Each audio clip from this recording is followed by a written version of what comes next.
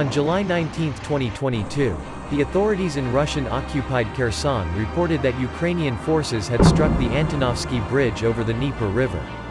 Social media posts showed apparent battle damage to the bridge's roadway, said the UK's Ministry of Defence in its recent intelligence update. The bridge likely remains usable, but it is a key vulnerability for Russian forces, the intelligence update continued. The Antonovsky Bridge is a crucial river crossing that connects Kherson and Crimea, and the Ukrainian forces are reportedly positioned just several dozen kilometers west of the bridge. Meanwhile, Ukrainian forces have targeted the city of Stakhanov in the Luhansk region using the HIMARS, the Luhansk People's Republic said. The Russian army has also occupied some territory to the west of this bridge, which includes Kherson city, and according to the UK, the bridge that was hit is one of the only two road crossings over the Dnieper River for the Russian army to supply or withdraw its forces in the territory it has occupied. The lower reaches of the Dnieper present a natural barrier, with the waterway typically around 1,000 meters wide, the UK stated.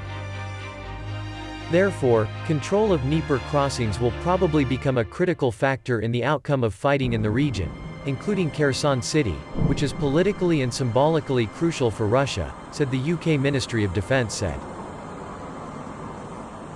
Ilya Ponomarenko, a defense reporter with the Kyiv Independent, reported that the bridge had been struck again and was reportedly closed for repairs, complicating Russian logistics across the river. I agree with those assuming it's a message the Russian military, we can cut you off supplies, and you'll be done, said Ponomarenko. There was a corroborating report by Russia's state-owned TASS news agency, which quoted Andrei Kartopolov, head of the State Duma Defense Committee, as saying that the Antonovsky bridge was struck by 12 rockets from the US-made HIMARS multiple launch rocket system. However, Kartopolov dismissed the attack, saying that the Russian air defense systems could shoot down all the rockets fired from HIMARS, despite the images and videos circulating across social media showing large holes in the bridge. The HIMARS system is serious, but there are countermeasures, our air defense facilities. Yesterday, they shot down all 12 missiles over the Antonovsky bridge, Kartopolov said. Serhiy Klon, a member of the Kherson Regional Council, said that the Russian army has not been able to transfer weapons and ammunition across the bridge and that there have been no people available to repair the bridge due to fighting. Hence, relevant professionals have to be brought over from Crimea. While light vehicles such as cars, vans, and even trucks can be seen moving across the holes in the bridge, it will almost certainly collapse if heavy Russian armored vehicles try to pass through, according to experts cited by local media. These experts noted that around 8 rockets fired by the Ukrainian forces have landed inside a circle with a diameter of 20 meters, in a checkerboard pattern, suggesting the strikes were conducted in such a way to cause maximum damage to the bridge, but not to destroy it. Therefore, the Ukrainian military appears to have calculated strikes to render the bridge unusable for Russian armored vehicles but not hinder civilian traffic. The strike on the Antonovsky bridge could perhaps mark the start of the Ukrainian counter-offensive campaign to retake Kherson Oblast, as it comes shortly after the Ukrainian defense minister, Oleksiy Reznikov, revealed that Ukraine is gathering a million-strong fighting force equipped with Western weapons to take back its southern territory from Russia. Reznikov said that President Zelensky had instructed the Ukrainian military to retake coastal areas in Ukraine's south that are essential to the country's economy. We have approximately 700,000 in the armed forces, and when you add the National Guard, police, border guard, we are around 1 million strong, Reznikov told the Times newspaper. As stated earlier, 2 Antonovsky bridges are the only road crossings over the Dnieper River.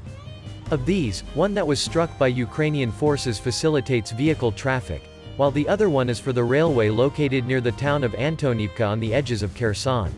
According to experts cited by the Kyiv Independent, these 2 bridges will be among the critical sites that Ukrainian forces must destroy to encircle the Russian troops in Kherson and force them to surrender, as they will be cut off from the supplies and reinforcements. In addition, the Ukrainian troops will have to take control of the M14 highway to the east of Kherson, linking the city with Nova Kakhovka, a prominent Russian military base in Kherson Oblast. Furthermore, the Russian forces must be cut off from the Kakhovska hydroelectric power plant in Nova Kakhovka, as it acts as a bridge along the M14 highway. Interestingly, Reznikov had also made a passing reference to the subject of counter-offensive on July 19 during an event hosted by the Atlantic Council, as per a recent Eurasian Times report. Reznikov said that Ukraine's military would need around 100 HIMARS to mount an effective counter-offensive. But considering the US has so far agreed to send only 12 HIMARS systems, the latest attacks on Antonovsky Bridge could be to test the Russian defenses and divert the attention of Russian forces away from Donbass. The Defense Ministry said it had heard claims from Ukrainian officials that Russian troops may look to build a pontoon bridge over the Dnipro River to circumvent damage to the major thoroughfare, but intelligence officials said they could not verify these claims. The Russian army prioritizes maintaining its military bridging capability, but any attempt to construct a crossing of the Dnieper would be a very high-risk operation, the ministry said. Especially after the disastrous attempted crossing of the Siversky Donets River by the Russian army back in May. Thank you very much for watching. We hope you enjoyed this episode. Don't forget to hit the like and subscribe button so you can be alerted to our next video. We'll see you again soon on Warzone.